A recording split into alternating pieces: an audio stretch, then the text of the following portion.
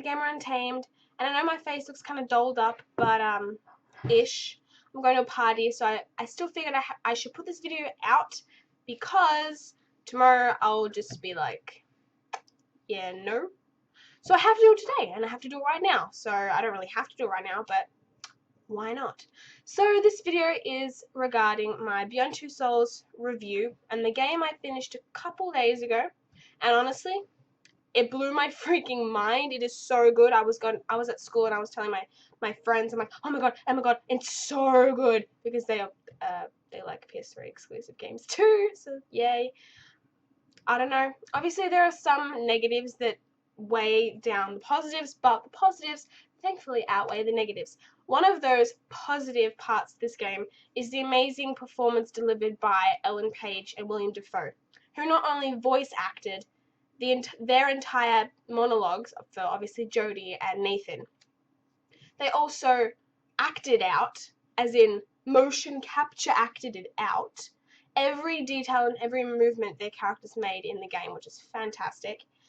The storyline is intense.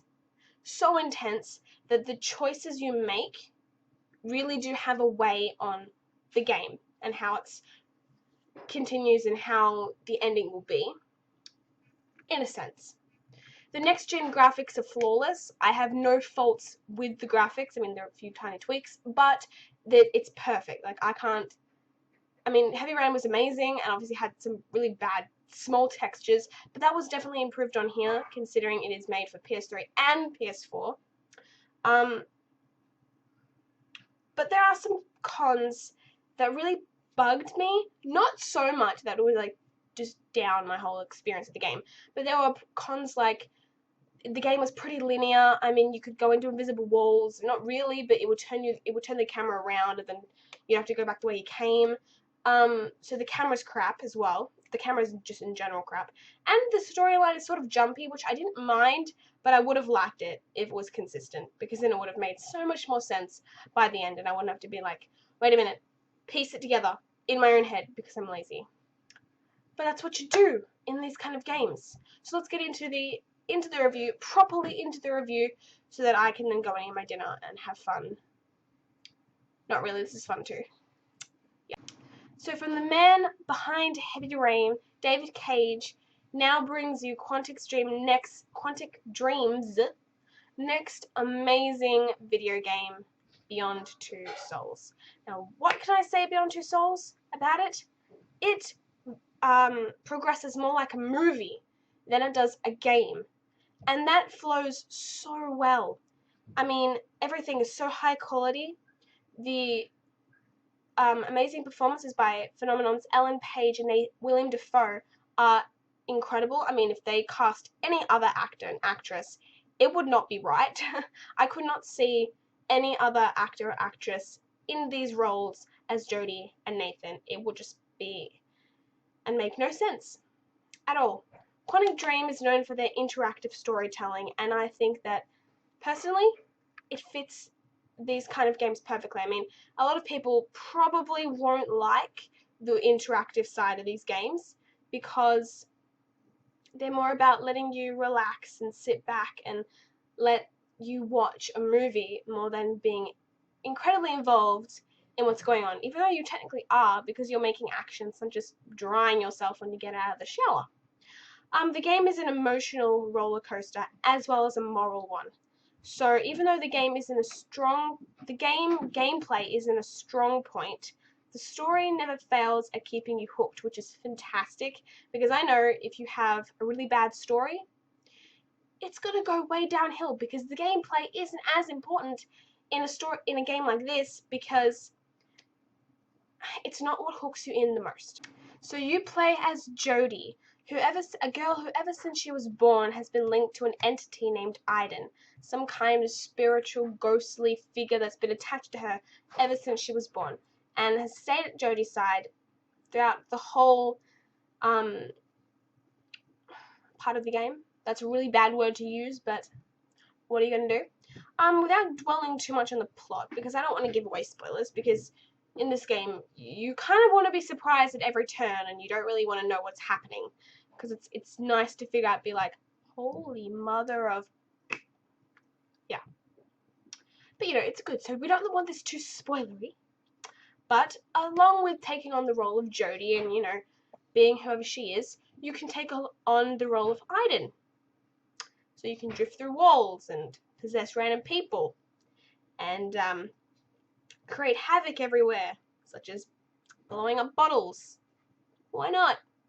And you can push people on the swing, and then you can do whole lots of random crap, which is pretty fun because you can take on the role of Aiden at any time you want, while having Jodie you're practically just floating there above Jodie when you're Aiden, and have to control the camera in a weird way that makes no sense at the beginning. So that's a taste of what Aiden can do. And Jodie herself, she's got some kick-ass moves in there. She's trained in some shit and she knows what she's doing. Why not?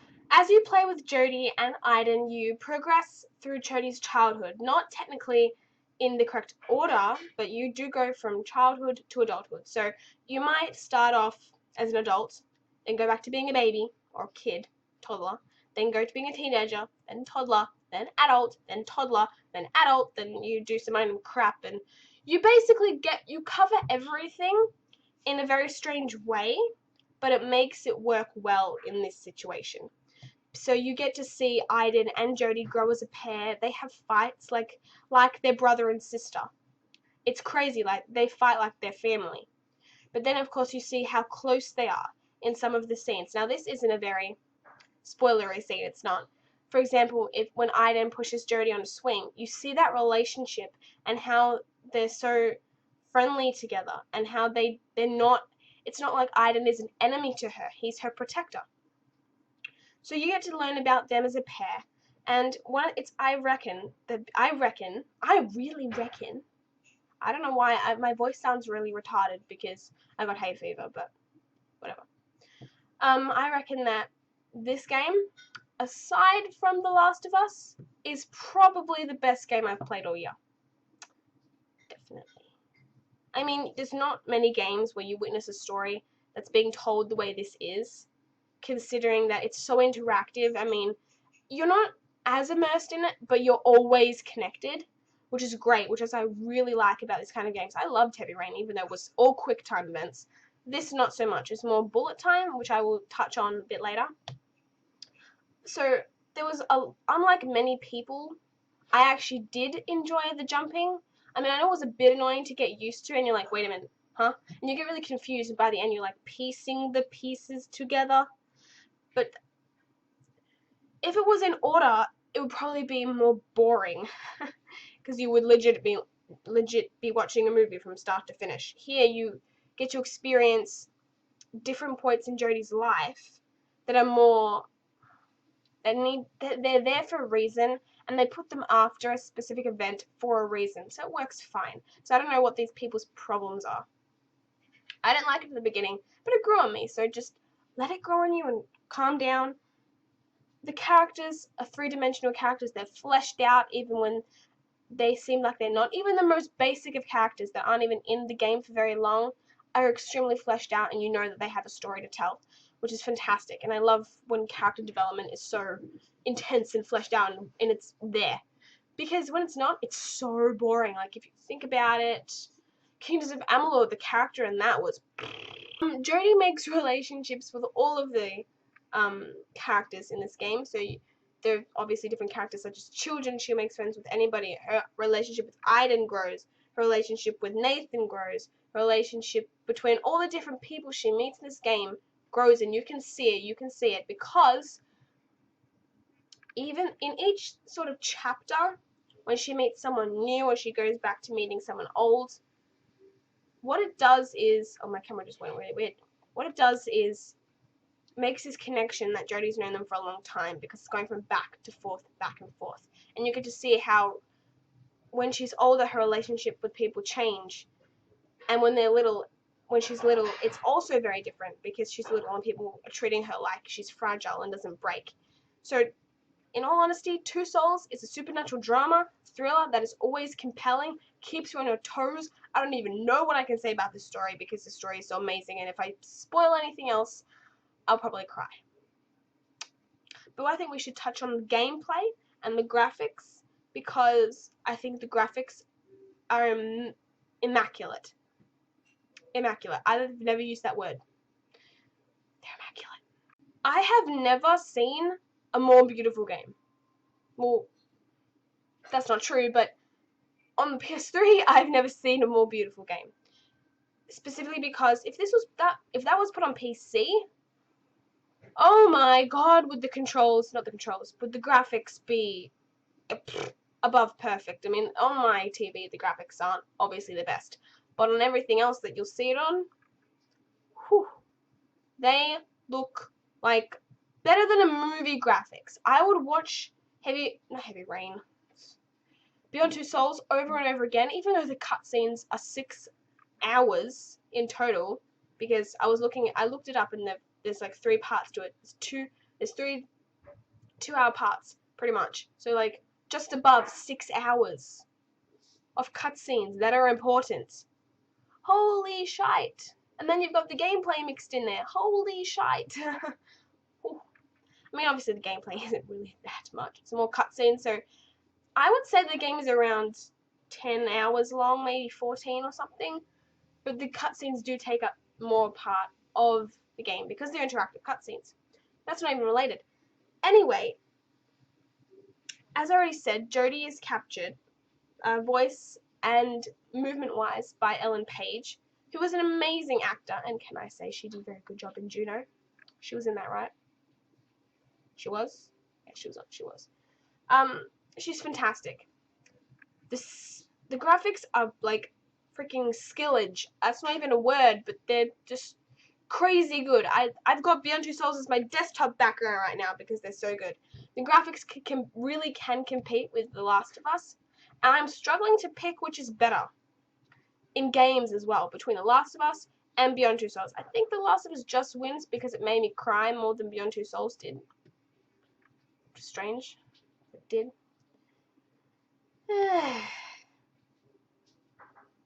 The animations in this game are also really good as well, such as it's been really improved on. When you walk up to something and you look at a poster even, or the smallest of details, they're really good. In Heavy Rain, you look at a towel and the towel looks like paper. Here, if you look at a towel, it looks like a towel. Thank you, Heavy Rain people, Quantic Dream people. Thank you for fixing up the really stupid little habit with making close items like a water bottle look like this is plastic. Look like doesn't even have these. It wouldn't have these lines. Wouldn't have these lines. It would just be 2D. So thank you. Very good. Because every little detail is perfect and everything was just freaking amazing. You know, I'm just going to keep saying freaking amazing because that's pretty much all I can say.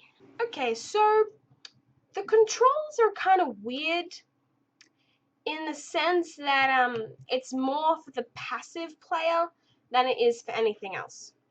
And by that I also mean that it's going to be hard to get people who are really, really hardcore about games, like people who play COD or something. Like, that's not even that hardcore. But you know what I mean? Like, people who play COD and people who play Battlefield or something, games like that will find it really hard to get into these kind of games. Because they're more, you sit back with a controller and you're watching it, and then every so often you're going to press like L1 and hold it and then press up, or then press down, or then press another key. Or you're going to do something, you're going to press a key, and then you're going to go back and lay down and just calmly watch what's happening in front of you. That's not how I play. When I played Heavy Rain, I was like sweating in my t-shirt and my tank tops downstairs, which is underground, which is twice as cold as the rest of my house. My house up here is like, in this upstairs is boiling. And when you go down, it's like a freezer. And I was sweating in there because I'm like, this is intense. Why do people say this is relaxing? It's not. So everyone knows in Heavy Rain how your kid can die and everything that's on you is like on you. It's not like that here. It's more forgiving in this game. But in these games still, it's so much harder than you think. Not as harder, but it's harder to get into. And then once you're in, you're in. but then you have to worry about certain people not dying, not in this game essentially, but you're still scared of failure. Because you're like, oh my god, and then you start panicking, you're like, oh my god, what am I pressing? Holy Mother of God. Pretty much, that's what's happening. But seriously, like, if you strip back all the intense drama and everything else, this game would probably bore you shitless. Because all it is quick time events and bullet time, which I'm going to touch on now. They, instead of using all quick time events to do like little fight scenes or whatever's happening or driving or whatever, they have incorporated a better time event. So bullet time is basically, you know how in Max Payne or in GTA, you can slow down time so you can do whatever you're doing. That's basically what happens in this game. I applaud Quantic Dream for changing from quick time events every 2 seconds to bullet time, because it does let you become more involved in what's happening. It's really hot in here. Either that or I've caked my face. Oh my god, it's hot. Anyway, I really do like the bullet time. I think it's more interactive than it was last time, but they have still taken back the interface so much as that all you'll have on the screen are dot points to show you what to click to send out an animation. I'd preferred being more in the game, as in I would rather open a door than just have to press a button. Like, I'd rather spend time pulling my little trigger back, or whatever I'm playing, my little stick back, than having to press a button and that opens the door. Because it's more interactive when you're constantly doing little pointless things, even if you're just then watching an animation. That's just me. They've also incorporated driving slightly, very slightly. It's like a scene that I remember where you're on a motorbike and you're actually driving. Oh, if they're as realistic as they can be, I would probably. I was almost close to dying on that one. What are you gonna do? What else is there in controls? The camera's annoying. Every time you walk around, the camera's like, nope, we're gonna stay in a fixed position just to make you annoyed. That's one thing that really pissed me off, is the linear camera, because the camera doesn't want to move for you. I prefer having charge of my own camera, thank you, not it being stuck in one place where I have no idea where I'm going. So then I'll go around a kitchen table and then I'll look somewhere and I'm like, oh wait, now I gotta use a different stick to walk over here. God, different positions every 5 seconds. Stupid camera. Controls for Aiden and controls for Jodie are also different. When you control Aiden, you have, for some stupid reason, a better camera. Whatever. Alright. The controls for Aiden also, when you're doing stuff such as possessing other people or healing, you have to aim Aiden or whatever you're aiming at Jodie's face. This one thing that I never understood. Why do you aim this glow of blue at Jodie's face or at a hand or at something else? It's not like Jodie's face is dying. It's like, this is how I'm going to get you to be possessed of something else. I'm going to point a blue light in your eyeballs. Okay, go for it, but I don't understand. But the controls were extremely good. I just didn't understand what the point of some of them were, because it just made no sense. Point a blue light at your face and you're going to heal someone. Okay. You'll get used to the controls when you play the game. Trust me, the controls are really not that bad. They're kind of pointless and retarded in some sense. But then, that's the point of a passive and interactive game. At least they're better than adventure games. You don't just press a button. Walk over there. More interactive.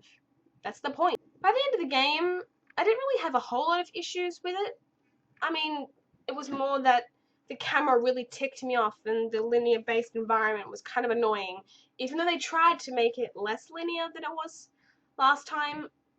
And I'm like, well, I know you need it to be linear, but expand a little bit, please. Just a little. And if they do that to the camera again, I'm going to cry. Because that camera really just killed me. Ugh. And I don't understand. That was probably it. I mean, the controls were like good, and it was just the camera, I think, was the only thing that really bugged me at this game, because I cannot manage to find any other faults with this game, no matter how much I've tried. The voice acting is incredible, the graphics are amazing, the controls are really good for an interactive game. It's just the camera, which is easy to deal with. It's just, sure, some of the jumping story did provide some confusion some of the time, but it wasn't like it was really ruining my experience. By far, did not ruin my experience at all. So, you know, there's really no faults that I could find in this game, which is what I want to find in a video game. No faults. I mean, of course there are faults, but no faults that are going to piss me off about the game. Sometimes the game was boring in a sense that it was dragging on forever, and you're just walking like, what the hell do I do? Because you've done stuff so quickly that you have to wait till a cutscene plays out. That was annoying, but again, it's a part of the game. There are slow points in interactive games, such as you're going to spend time laying around your house and reading a book.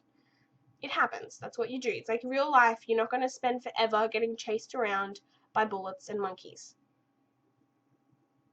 I don't know. So my verdict is that I could keep playing Beyond Two Souls for hours on end, I suppose, if the decisions were different. Because by the end, you make decisions. A whole lot of decisions that take on various things. The performances were amazing. I cannot stress enough how every performance by every actor and actress was beyond up to par with what I had expected. And when I knew Ellen Page was in it, I'm like, this is gonna be so good. And then I had heard everyone else. I'm like, even like the facial expressions when they just like, they crinkle their face in like a weird way. And I'm just like, that is amazing. I don't know how you do that, obviously. But it's technologically a cinematic movie where all of it is cinematics. And then it's just like, ooh, I can press that. So it's like, you know when you have like a DVD and they make it for children and they have it sort of interactive sometimes? It's like that, but heaps more. And obviously 10 times, 100 times better. At times the game is very constricting, which is very annoying. So there's not much action in the game, but there's a point, and there's enough compensation for the strong story and the great characters and the interesting situations that outweigh the linear camera, the linear world, the stupid, boring scenes that are really, they're meant to be there, and of course the weird control system, which again is very good for this kind of game. It suits it, so it's perfectly fine. Beyond Two Souls is a game you don't want to mess up a chance to play, because if you don't get this game, you're gonna get a pole up your ass. I'm kidding. I'm so kidding. I'm so sorry. But seriously, you really want to play this game. I can't stress enough how good it is. If it makes you smile, it's gonna make you smile. It's gonna make you angry. It's gonna make you sad. It's an emotional roller coaster, up and down and up and down. It's like one of those planes on turbulence. The roller coaster metaphor was much better. For blah blah blah, for Beyond Two Souls, I would give it, I should have made that bloopers. I am giving it, that is such a stupid thing to do, a 9 out of 10. This game is amazing. You have to buy it. I promise I won't punch you, like I said, or put a stick up your butt, because that's really mean. And I say that to my friend because he doesn't care. But I really hope you get this game, because you will not be sorry. And I promise you, you will get used to the controls, even if it's for a passive experience. My friend, anyone who plays Sims probably would not still be allowed to play it, or be able to play it. So you're fine. Oh, you're all good fine, but probably COD players steer away. Unless you played COD after you played these kinds of games. Otherwise, you'll be like, where's the guns and the action, bruh? No, whatever. So, I hope you enjoyed this review. That was really stupid. So I hope you liked my review of Beyond Two Souls. Please give this video a thumbs up. Please go ahead and search my other videos and give it a thumbs up if you haven't already. Please comment below and let me hear your thoughts about the game if you've already played it. No spoilers, please, guys. Or if you now want to get it, or if you're still not convinced, please comment regardless. I want to know everything because I love knowing everything. Obviously, please subscribe to my channel. That would be amazing. I'm thinking about doing a Beyond Two Souls video about the ending, because the ending is actually pretty interesting to me, but obviously I want to talk about it with spoilers. So I talked about it spoiler free, the video will be 5 seconds long. So guys, I hope you have a great day. Be well, be safe, don't party too hard, because then you'll fall on the ground and probably get run over and do a whole lot of crap you don't want to do. I don't even know why I say these things at the end of my videos. Have a good day, guys, and I'll talk to you guys later. Bye!